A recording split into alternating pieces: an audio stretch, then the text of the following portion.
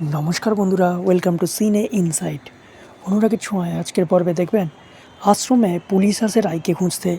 Police এসে বলে আপনাদের আশ্রমে রাই বলে যে আছে তাকে ডেকে দিন।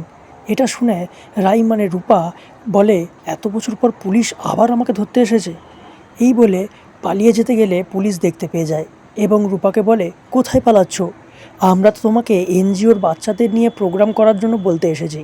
রূপার ভুল ভাঙে, রূপা বুঝতে পারে না এরা আমাকে ধরতে আসেনি। এদিকে দীপা রূপার নামে পুজো দিতে মায়াপুর যায়। এরপর রাস্তায় রূপার সাথে সেই ছেলেটি ধাক্কা লাগে। ছেলেটি রূপাকে দীপার দেওয়া টাকা দিয়ে বলে এই টাকায় প্লিজ একটা পুজো দিয়ে দেবে। রূপা বলে কার জন্য? ছেলেটি বলে এক দুঃখিনী মা যে এখনও তার মেয়েকে খুঁজে চলেছে।